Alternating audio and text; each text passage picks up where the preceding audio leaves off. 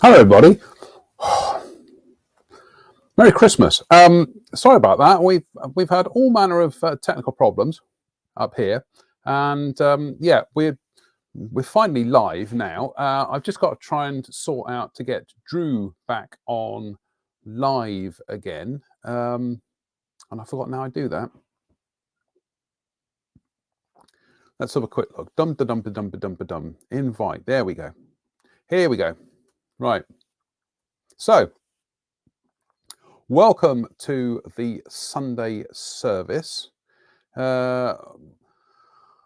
Honestly, folks, it is just my brain, and it's just not fun at all. Anyway, we will endeavour to get this up and running. He says, desperately trying to fill in with the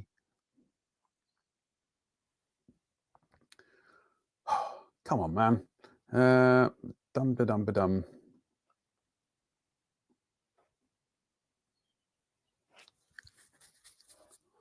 Oh, for goodness sake, we'll get there in the end.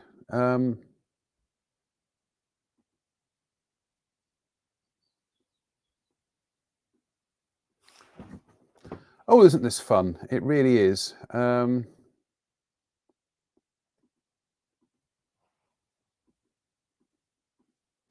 to self, don't do a live broadcast when you are not feeling 100% well.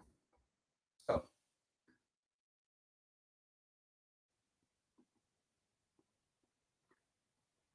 Makes for a good broadcast, doesn't it? Right, here we go.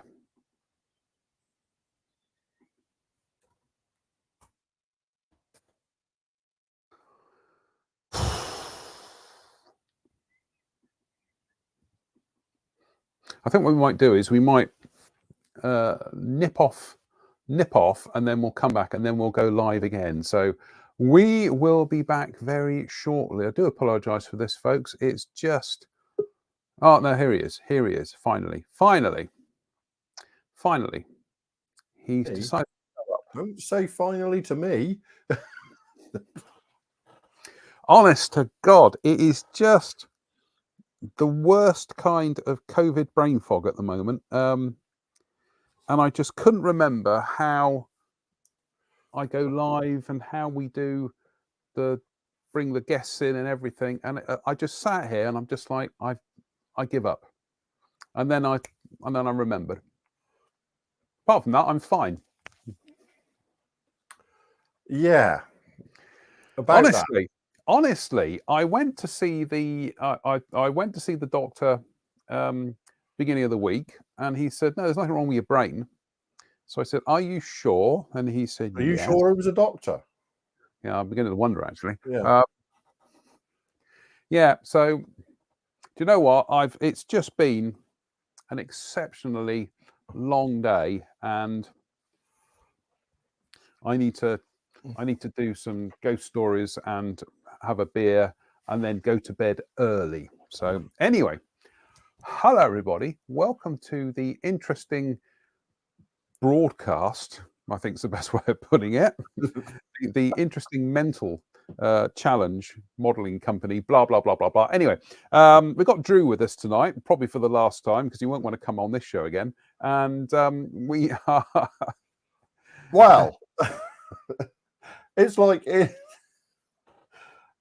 John, the problem is we're just worried about you. Do you know what? I mean, I'm not on here every week at the moment because I've got, stuff going on in my life as well. And I think most of the guys understand that we do have lives. But clearly there's something at play here that needs sorting. Well, I've been down to see the GP twice now, and he said, honestly, there is nothing wrong with you other than you've got a touch of the CBF.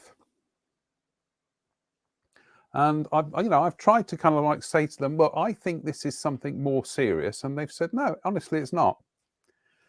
So, what can you do? Anyway, look, let's not dwell on this. We will have a program at some stage in the future in which we will be going through everybody's medical complaints, and I know. Anyway, hello everybody. Welcome to COVID Brain Fog Weekly. Yeah, I'll just say Steve Moore says, he says, look, mate, those of us been here for a while understand. Yeah. I'm sorry about this. Anyway, we're here now. We're going to do an update on the Kubelwagen, which I started building during the week. Also, Drew, do you want to do an update on your A10? Has it been that long? It's been that long. Because it's now, it was finished several weeks ago, in actual fact, and there's the took a while to. It took a lot longer than I expected. It ended up being sort of like a 4-week run. I'd hoped for a fortnight.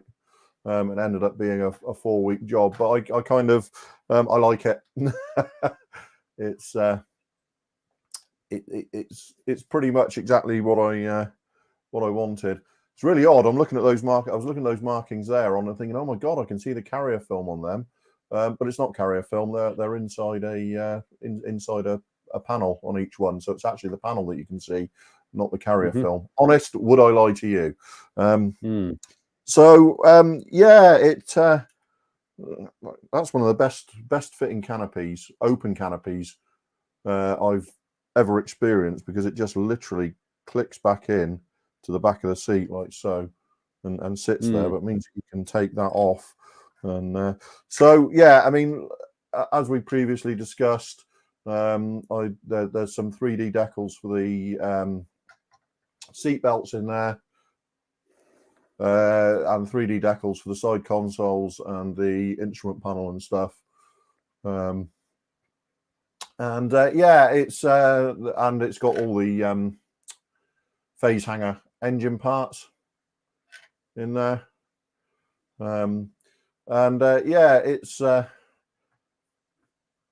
It came out pretty much how I wanted it to, based on the fact that this is the real thing is a demo aircraft and is kept pretty immaculate overall. So just some very light weathering around sort of like engine panels and things like that. Overall, what a great model! What a great model! It gets your seal of approval then. Oh, without a doubt, yeah. The barrel there is also a Master Models turned brass affair. And I think, but like I say, the thing is, it's such a clean aircraft in real life. This one, that there's not really a lot you can do weathering wise to it, because it's a very clean, it's kept very clean as a demo aircraft. But it's kind of reignited my love affair with the A10, shall we say? In spite of perhaps we should have an A10 month. I don't think it's an entirely bad idea, because it's one of those aircraft that when I first became sort of when my obsession as a very young child moved away from dinosaurs and to aircraft, it has come back to dinosaurs subsequently. So I'm pretty obsessed with dinosaurs again. But the A10 was one of those aircraft that was just entering service, so it was like it was in the public eye all the time, and you were always seeing pictures of it and articles saying how awesome it was and all the rest of it. So I kind of ended up growing up with it. And then sort of in 1978, 79, they started appearing, well, the canopy's gone again. They started appearing in the UK, from, was it Bentwaters and Alconbury or Woodbridge? But there was a couple of A10 bases. So they became almost as common in our skies as F111s were. And that kind of cemented my sort of obsession with the aircraft, which has lasted for 45 years, shall we say. So much so that my first the first A10 kit I was really obsessed with was a monogram kit, but I could never ever afford it because it was an expensive model back then. And the other week I managed to pick up a first boxing of that model with plans to build it for a publication. So I can't say too much, but yeah, there will be more A10s built this year. So yeah, this is a great model. It really is. Hugely recommended. Yeah, it's one of those ones where you can build it straight from the box and get a really good result, or you can spend money on it and get an absolutely stellar result from it. I went the latter route, but I didn't spend nearly as much as I could have done. This has got those little cockpit details, the cannon barrel, and aftermarket decals. But that was it. So the main thing is you can pick this up for £35. Which is good in the UK, which I don't know about you, but you can see there's my hands. This is not a small aeroplane, and it's not an insignificant amount of plastic for your £35. And it's just I think it's just one of the best value models, certainly for many a month, and it kind of cements in my affections Academy as being one of the leading one of the leading lights of the tooling, shall we say, these days. So got a question here. It says some crazy locker. He says, Drew, how high are you? No, how high on your builds of the year list would you put this kit? Your personal builds? It's been a slow year for me, but the other one I've built, I guess the other 48th one so far this year would be that one, the Cobra, the ICM Cobra, which was just a fantastic build as well. So it's been a slow year for me. But I have to say that of the two 48th ones this year, they're about level pegging, really. I love the A10 more, so I'd probably, on balance, pick the A10. But it's been a year thus far of singularly high quality kits. But I think I'll probably give the nod to the A10 as being my build of the year to date. But the year is as yet quarter of the way through. So God, don't. Where are we? Third of the way through, shall we say? So I just think it remains to be seen how good the Great Wall Hobby A10s will be when they're released. But one thing we do know is that they'll be a hell of a lot more expensive. But that said, if they do an A10A, they've got my attention and they've probably got my money. So we'll wait and see. But that aside, You know, the Academy kit comes in, you know, within a few quid of the Hobby Boss 48 scale kit, which is a nice model. Is pretty, you know, it's pretty nice, but you know, the Academy one more or less trounces it in every possible way. You know, not perfect, but you know, not far off it. So yeah, 2 thumbs up from me. Two thumbs up. I'd say we got 2 thumbs up for that. So that's good. Two thumbs up for the Academy A10. In fact, I've got another one through there unbuilt because I ordered 2 by accident. By accident? No, I'd ordered one from Jadlam like a couple of months before it was released, and then completely forgot I'd ordered it. So when I went out to Scale Model Shed the week it was actually in the UK, I saw it and went, yeah, I'm having one of them, grabbed it, and that was it. So and then 3 days later the Jadlam one turned up and I was like, okay. Well, on the plus side, those were both ordered from Southwest model retailers, so they will thank you for your custom. Well, that's right. I mean, it's good that stuff that's on stuff that comes out on general release, shall we say, to the hobby industry is so locally available. You know, I mean, I had to drive 15 miles one direction to pick up one, and the other one was mailed to me. Although it would only have been a half-hour drive anyway to pick it up from the physical, you know, location for me. So yeah, it's remarkable that I now seem to get an awful lot more locally than I have for many, many years, shall we say. I mean, part of that is the fact that ordering from abroad when you're in the UK these days has been made more awkward than ever. It's not impossible, but it just, you know, if there's a local option, quite often it's just easier to take the local option. I wonder why that is. Let's not get into politics of why Brexit is to blame for that, but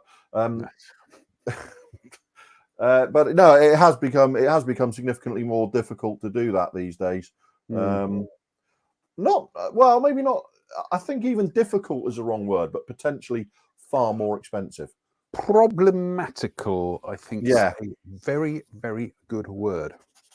Yeah. Well, when it used to be a case of you just pressed the button and it turned up a couple of weeks later, and now you really have to carefully look at how much things are going to cost you.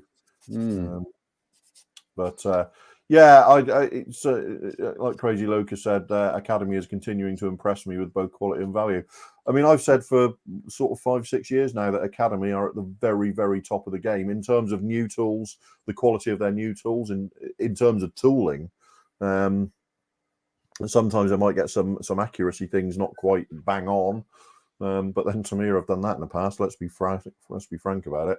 Yeah, I mean, I'm a massive Academy fan these days. I think they're one of the leading lights of the industry. I wish they were a bit more prolific, but you know, I'll take less. I'll take them being less prolific for, you know, if that's the quality we get.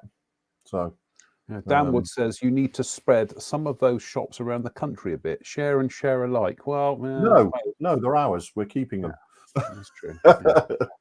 Yeah, we're keeping them. In fact, I've got some more stuff. I think I've got another care package en route from our very own Mr. Hills. Mr. Hills, right? Okay. From Antics, I think. Yes, I think I've got a. I think for all my issues and complaints, shall we say, about Edwards decals these days, I still cracked and said, yeah, I'm going to have the dual boxing of the roof. Because most of those decals I would mask and spray anyway, so at least I get all the etch and masks and stuff. So Steve Morse says, who was it? Who said that? Andy King said, I believe the new Academy Panzer II is pretty good. And yeah, a couple of people have also said that the Academy 35th scale Panzer II is looking pretty good. So I'm going to get one of them, certainly. Yeah, Locks9 there saying, I see they've got an F14 in 172nd scale. Looks good. Yeah, I've currently got 7 of those in my stash. It is the best 72nd scale Tomcat ever released, bar none. End of story, end of discussion. It is absolutely fabulous. It shares a lot of quality and assembly with the Tamiya 48 scale kit. So if that's, and I believe our very own Spencer has made one and waxed lyrical on how brilliant it is. I just have got a whole stash of them and haven't got around to building one yet. But yes, let's just say the new tool 72nd scale Tomcat you can buy without worry. It's a fabulous model. So there you go. Right. Well, let's have a little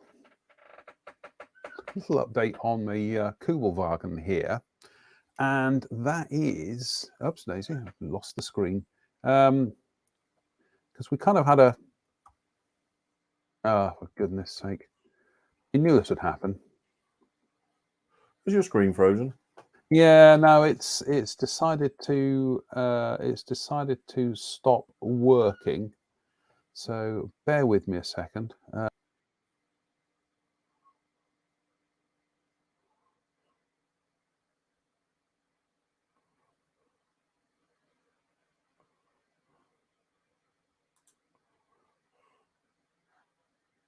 Hello. Right.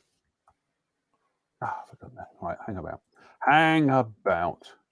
Oh, no momento, per favore. You right there, Drew? I'm all right. Yeah, that's right. You'd frozen. I thought perhaps you'd. No. I was just looking. I was just checking some messages while you were doing your. Right. Goodness me. Let's have a look. I can't seem to get my. Can't seem to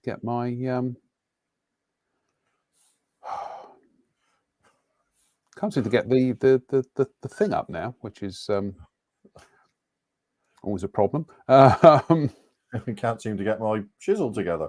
I can't get the hang about. Honest to goodness me, we're not going to be keeping this one up for the rest of the evening, for the rest of it, for posterity. Time immemorial. Yeah. I can't find the. Oh, for goodness sake! No, I can't. I can't find the button to go over to the my doodah. Anyway, let's not worry about that.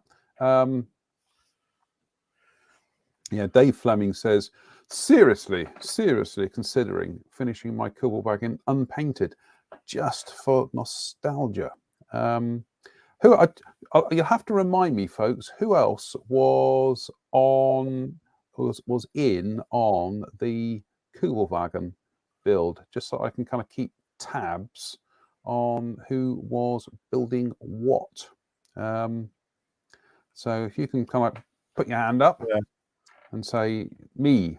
But I'm just having a look at.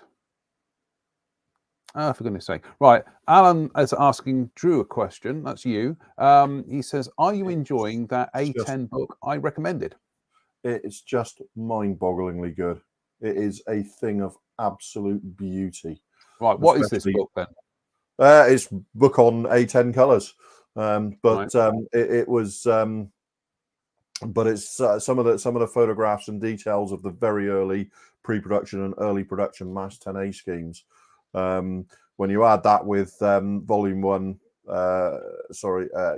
volume 1, issue 3 of Scale Aircraft Modelling with Mike Keep's side profiles and stuff, it's just such a complete reference on early A10s.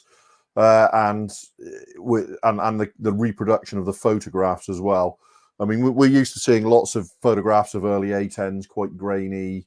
Most of them not even in color, but this has just got a veritable plethora of very beautifully reproduced color photographs of early A10s. And it was, I'm very, very happy I managed to get hold of that. That was £35 odd, very well spent. It's books, isn't it? Money on books is always money well spent, isn't it? So, money on books is I would even call that expenditure. I would call that investment. Yeah. Nick Brown says he's just primed his Kubelwagen.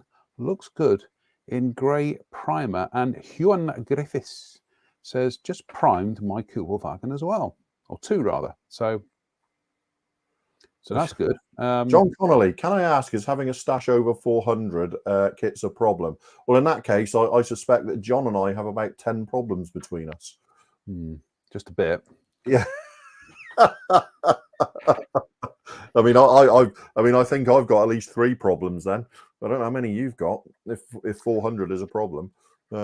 Yes, I wish I had 4. I wish I had a problem that was only 400 kits. So bear with me, John. I'm just going to go and grab that book so people are asking which book it is. So right.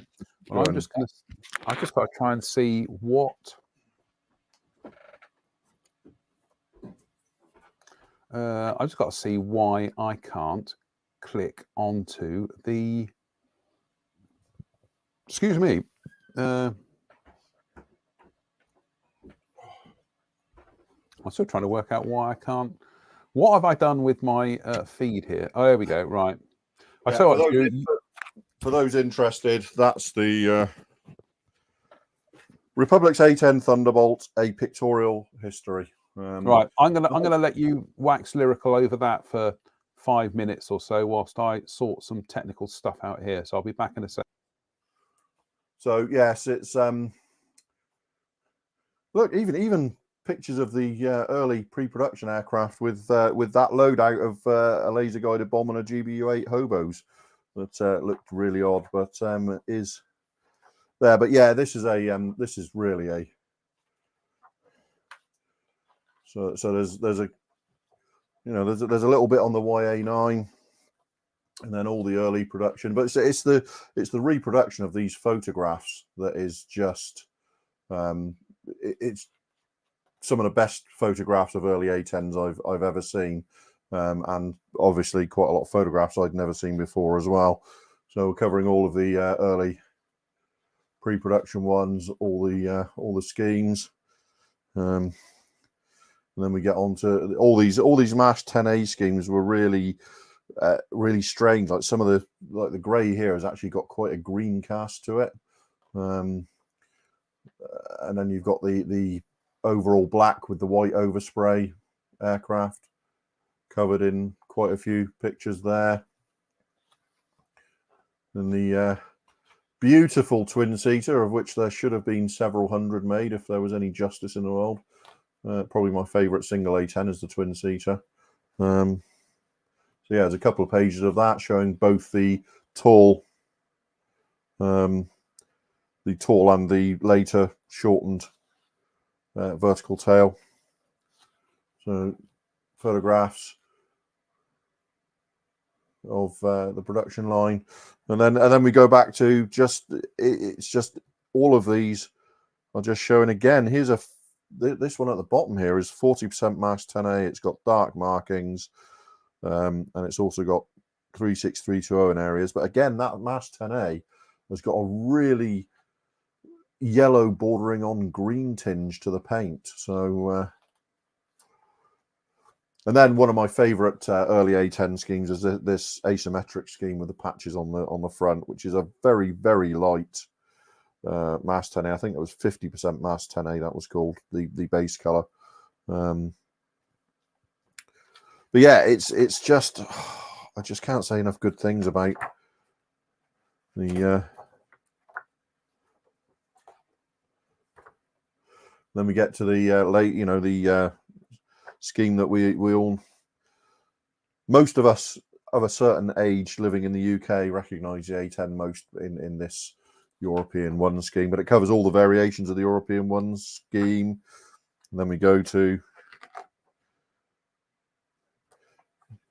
virtually a unit by unit. See, the sheer volume of tests of different schemes that were evaluated early on in the A10's career, it's quite staggering. And then a couple of pages, obviously the Jaws schemes. But yeah, it's just I won't give you a page by page, but it's a very, very comprehensive tome. And then we gone on to the A10s when they had the new scheme, the A10 Plus. But but it seems I'm just looking for a. Again, some more mass 10A aircraft here. So, and you've got scheme details,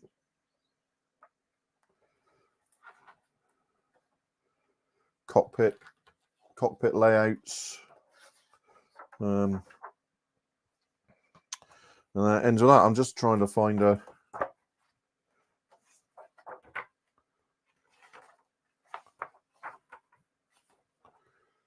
So yeah, I mean, this was 1997. So this is a 25-year-old book now. So it doesn't cover A10. It doesn't cover A10Cs. It goes up to sort of A10A plus. So there's none of the A10Cs, but for everything through to the mid 90s in terms of A10 color schemes, which is really the most interesting years. They're not very. I don't think the A10's a very interesting visual aeroplane these days. It's just absolutely, a glorious publication. Not in print now, but I managed to find a copy for pre-used, which is in perfect condition. Why anybody would ever sell this a book like this on is beyond me, but there you go. £35 I paid for it found it on Amazon, bought it immediately after a recommendation on here, it's one of those ones that it's one of those books that you're tangentially aware of for many years but never had a copy of, and then somebody sort of highlights it to you and you go, yeah, I really need that in my life. Lee Suter there saying that the author followed up with another one in 2007. I probably ought to. It's probably due for another update now then, isn't it? I mean, that was 18 years ago. For all your early A10 needs, yes. Simon Lewis, I can't answer this, but he says, do any of you have an opinion as a modeler whether the South London Warlords salute is worth a visit, or is it aimed at gamers? It's new to me, so I can't answer that. Yeah, I've no idea what it is. So, but anything that involves small miniatures is worth visiting. Yeah. Really, Jim Altergott says it's Kubelwagen time. Yeah, it will be Kubelwagen time as soon as I can get my camera sorted out. Goodness me, I need to get this. I need to get this kind of properly sorted out in advance of. So bear with me. God, I cannot think what buttons to press here. Goodness me, it's embarrassing. It really is. It's just I am just, my brain is so fried at the moment that just sat here trying to do basic things and I've forgotten how to do them. Anyway, look, let's get on to this, right? And oh, for goodness sake, come on. Solo layout. That's me, right? That's you. But I still don't have. I still don't have anything on the camera, which is really annoying. Oh, for goodness sake! Nope. Oh, nope. I haven't got my solo camera, so I can't do anything. I don't understand why. Never mind. Lox9 says, how big is a 72nd scale Kubelwagen? I reckon very small. Yeah, quite small actually. I've got. I think teeny weeny wouldn't be an exaggeration. I've got somewhere up in the attic. It was a box set from Academy, and it was a Jeep, a Kubelwagen, and a Kettenkrad, if I remember rightly.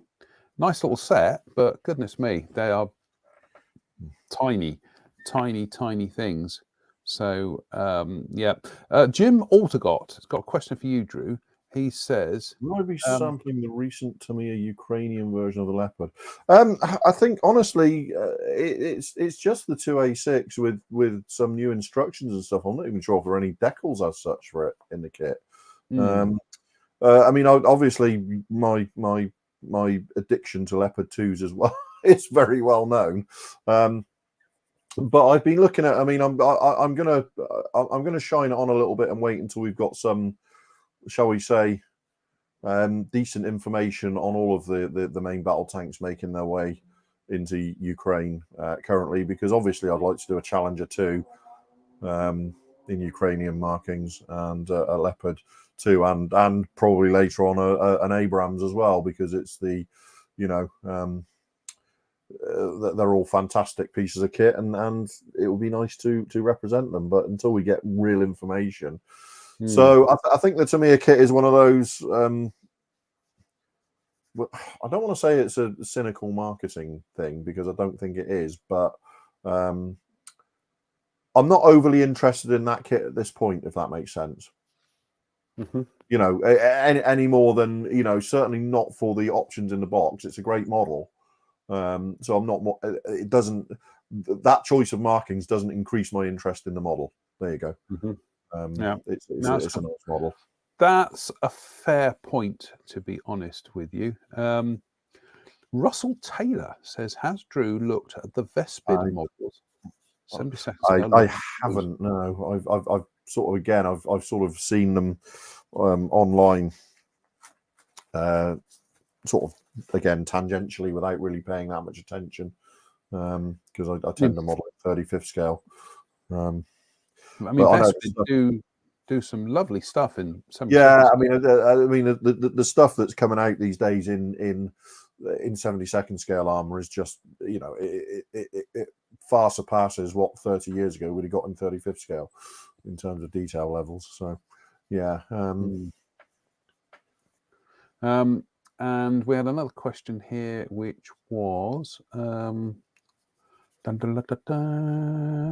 okay. John Connolly says, "Hi guys, are modelling magazines now going extinct?" I don't think they are. No, I think they're still. I think they're. I think we tend to see an awful lot of modelling magazines sort of pop up for a short time and then go away, or sort of go through lots of ownership changes in quite rapid succession. But I think that the core magazine market is still there, but I think it has moved possibly a little bit up market. You know, all the glossy color ones that we see these days, you know, the sort of firm backs, not hardback or softback, you know, the ones I mean. Aerospace modeler and stuff, whichever they are. I haven't bought modeling magazines for years now, but I know a lot of people still buy them, still read them, and still get a lot from them. So no, I don't think they are going extinct. I don't think they are going extinct anytime soon. I once made a quip that this is going back about 20 odd years ago, and so I think it was, ironically, I think it was Mr. Dave Fleming of this parish, and I said the thing about websites is that it's very difficult to kind of you know, take your computer into the toilet to read, you know. Lo and behold, the iPad came out. And the iPad came out, but even with the iPad having been around now for 10 odd years, no, I still don't think it's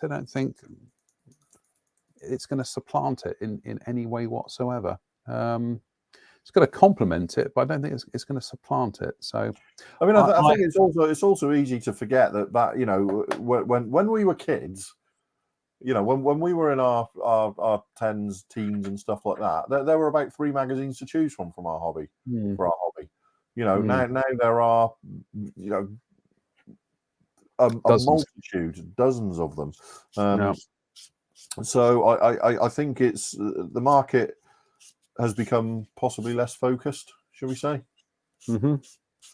So I don't think it's going anywhere in the immediate future. But I just don't. I found that I was tending to get a modelling magazine when I was out in town having a coffee or something. And I'd flick through it over that coffee, but then that was it. It wouldn't, I wouldn't then go home and read it in any greater depth. So Yeah. it kind of ended up being something that, it was £4 or £5 just for something I was looking at for 15, 20 minutes. It wasn't really value for money for me. No, I'm the same. It's unless there is an absolute, an absolute dead cert article in there that I know that I'm going to want to read. By and large, no. Which probably makes me absolutely the worst kind of person to try and market a magazine to. But it's yeah. I mean, I think we all get different things from different publications, and there's no right or wrong answer here, is there? Mm-hmm. I didn't actively decide I'm not buying magazines anymore. I just stopped buying magazines. It wasn't, I know, because I used to buy a lot of video gaming magazines and stuff like that, and I don't buy anything like that at all anymore. So it's just the way the way things go. I know a lot of people still buy model magazines and still enjoy them, so there's still clearly a market there for them. Mm-hmm. Right, I seem to have got my. Oh, for God's sake. Let's try again. Nope, I thought I had my OBS camera was working there for a second, and then it decided not to be working there for a second. So it's just one of those nights tonight, folks, and it's just all falling apart. Never mind. So what I'm going to do is I'm oops, Daisy. I'm not going to be doing this build, the rest of this build online. I'm going to carry on building it offline, and then we'll have a kind of what's the word I'm looking for? We'll have a update, and then we'll look at priming and painting it. But so far, it's really a trouble-free build. Which kit is it, John? It's the Italeri one. Oh, really? Yeah. Hang about. Let me see if I can get the. For God's sake! I did have the.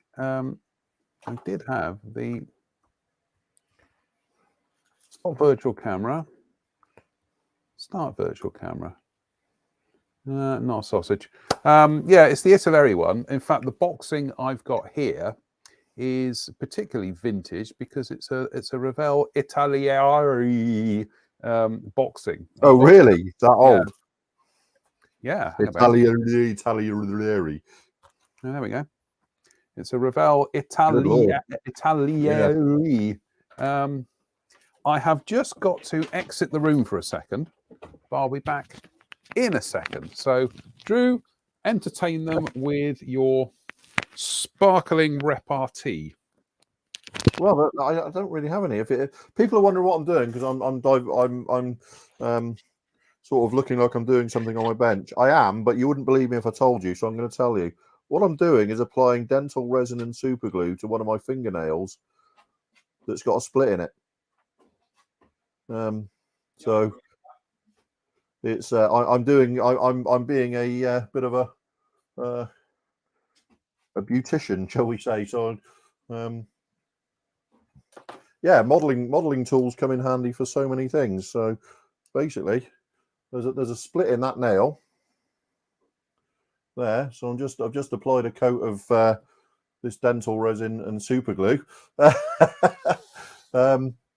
And I'll let that dry off over the next few minutes, and then polish it out. So both, for some reason, I've developed splits in both of my thumbnails in recent, like ridges and splits, and it's not, there's no pain, but it's quite it feels weird, and it feels like I catch it on something. So but I've already done that one.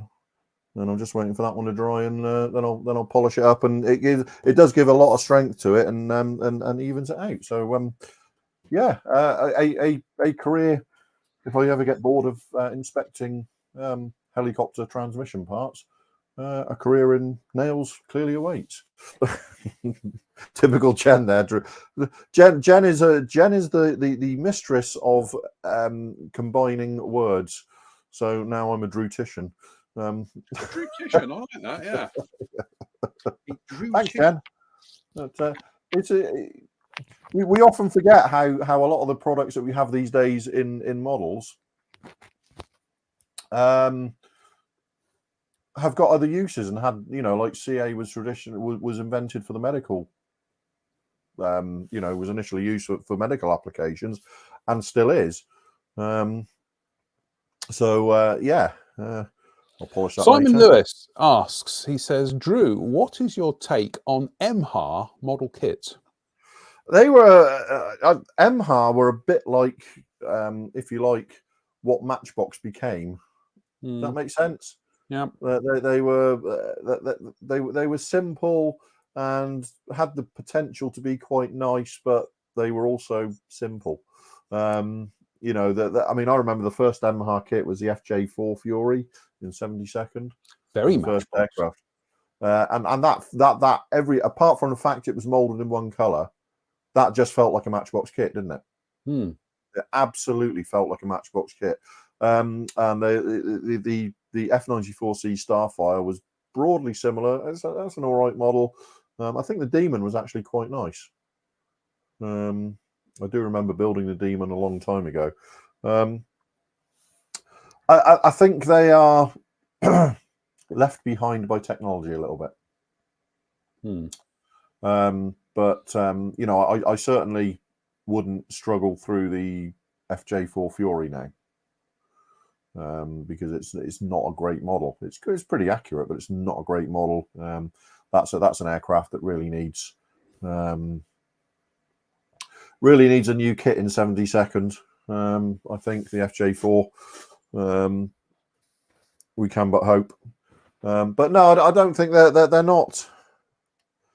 They're not terrible, but I'm kind of damning them with faint praise, aren't I? They are rudimentary.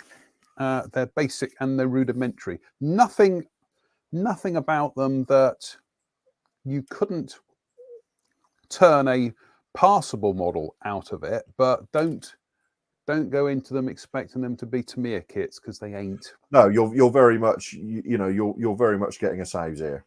Yeah. So okay, but left behind by time and technology. Yeah. So, time and technology. Right, now finally I've got my camera sorted out. Goodness me. And we'll just do some of the tent here, and then that'll do for tonight. I said this when I built this during the week, and I'll say it again. It is a brilliant kit. It is, in terms of construction time. I mean, as I said before, when I built this 40 odd years ago, I remember thinking to myself, how did I manage to build that within an hour? Because I was not rushing it. I was just youthful enthusiasm, I think is the best way of putting it. And when I built a copy of this kit going back 10 years ago, I remember thinking to myself, right, well, I'm really going to take my time and savor the experience and, not rush it. And oh my goodness me, I finished it already. So this time I thought, right, this is the third time I would have built this kit. I am definitely going to slow down and try and be a bit more measured. Having said that, I still got it constructed within hour and 45 minutes. So it really is a great kit if you are suffering from modeller's block, it's a great kit. It really goes together. I mean, that was less than 2 hours work, and I think it looks good. It's probably not as good as the modern Tamiya kit of the Kubelwagen. Sorry, is that 35th scale? Yeah, why? It's just tiny. Well, I'm sorry. It's absolutely minuscule. No, it's amusing that people were talking about the we're talking about the 72nd one and how tiny it is. And I was looking at you handling that. I went, yeah, that's a 72nd one is tiny. Hang on a minute, that's not the 72nd one, is it? Size isn't everything, Drew. You know, you shouldn't judge each other on this. Right, here we go. So let's have a look. I've got what 39. Right, anyway, 3, 2, what? 3, 2, 1. 3, 2. Right, okay. Sorry, you've got these in a particular. They've done these in a particular way, and you have to. There we go. There we go. That's it. 3, 2, 1. Right. Goodness me. What a pernickety model. But yeah, this, I would say that if you are kind of like having a bit of a modeling crisis and you want something that you can slam together relatively quickly, Clear the palette. Yeah, it is a palette cleanser. It's just a brilliant little kit, and it's relatively cheap. Obviously, you know, the thing is, these kits can be as cheap or as expensive relative to the time you spend working on them. Which is pretty much what I said about the A10, wasn't it? You Yeah. know, some of these kits can be, you know, you can go to town on them, or you can build what you get in a box and get a nice result. Yep. So yeah, it's. So I'm just trying to get the. There we go.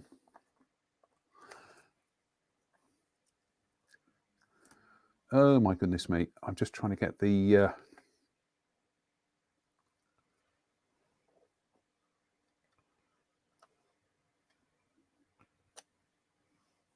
I can't seem to get the. I can't seem to get these.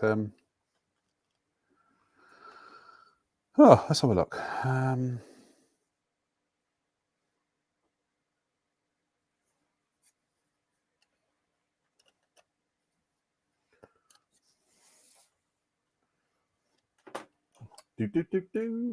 Yeah, that's what I'm trying to think. What was that? A tent? Yeah, it's a tent. What's wrong with that? I didn't say there was anything wrong with it. Was that a tent? You were talking about A10s. I was building a tent ish. A tent. Oh, there we go. Yeah, I know. Got that one out of Michael McIntyre's Skip. Yeah, I still don't like Michael McIntyre. Anyway, there we go. We've got that sorted out now. I've got it sorted out. There we go. I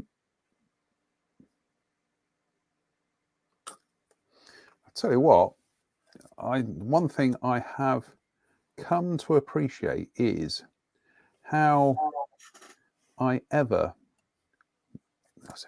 can't get these bits to fit together because they're all kind of like butt joins. Is how I ever managed to build anything without modern day liquid cement. It's just no. And this is proving to be a little bit tricksy. Oh,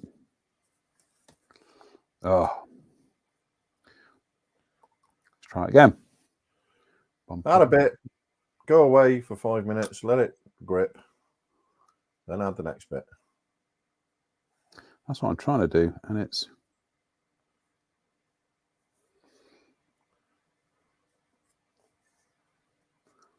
Yeah, that's close enough. That's my moniker for this year. Yeah, it's close enough. Just this year. Just this year. Well, and the previous one. Good Lord, a text message from my mother. She's actually figured out how to do it. Oh no. No, that's all right. Yeah, so we've got the tent. Got the tent all together now. But apart from that, no, this is honestly, this Italy Kubelwagen, I think, is a stone cold classic of a kit. So I just managed to lose my glasses on the floor. Ah, there they are. I think it's an absolute stone cold classic of a kit. And the fact that it has been in the Italy range for nearly 50 years now, Yeah. I think speaks volumes for just how utterly brilliant it is. People will say, well, there are better kits out there. There are better kits out there, but I don't think there are in terms of ease of assembly and value for money. So anyway, so we will continue with this this week at some stage. Probably, I don't know, might do it tomorrow night. I might just do a quick live tomorrow night just to play catch up on the rest of the construction of this. But it is utterly brilliant. I love it. I love this kit. Anyway, I think that'll do for tonight, folks.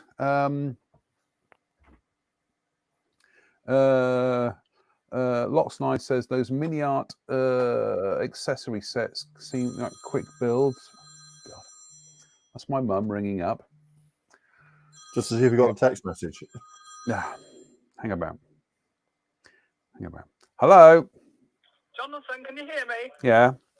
I'm stood at Southmead waiting for a taxi to fetch me home. All right then. Right. Well, I'm. I just thought I'd let you know. Right. Okay. Right. I'll speak to you later then. Bye. Thank you.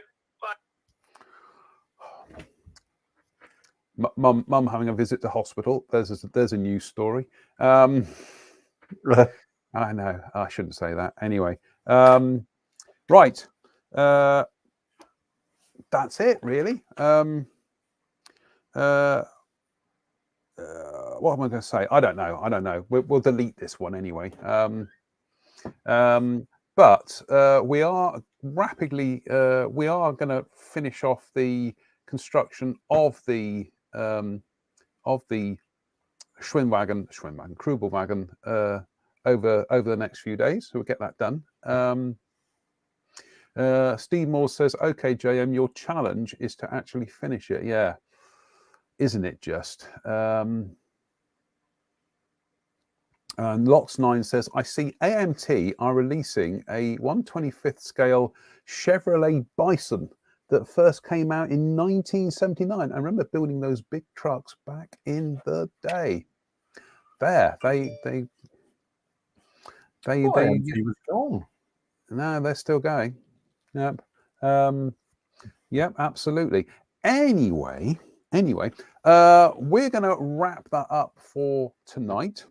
It was a little bit of a ad hoc improv kind of disaster show, but we will be. I might do a live show tomorrow night as recompense, or as compensation or something. Right. Anyway, we'll do another live show this week. Anyway, are you around on Wednesday, Drew? I'm on late, unfortunately. So that's fine. You get away with it this week. Yeah, you're the lucky one. You're the lucky one. Anyway, so we'll do another update on the Kubelwagen on Wednesday. What we'll probably do is I'll probably get the Kubelwagen references out, and we'll have a flick through them as well. So that'll be good fun. He said. Until then, any other business, Drew? Ping. Any other business? From me? No. No, I haven't got any other business. There are some new releases that I want to talk about, but we'll do that when we're all together as one big happy family. So, on that note, it's just to say thank you to Drew for joining me, or piecing me together, one way or the other. And we'll be back on Wednesday. Yeah, we will be back on Wednesday. Until then, as always, it just remains to say, stay out of trouble, and we'll see you on the next orbit. So, bye for now.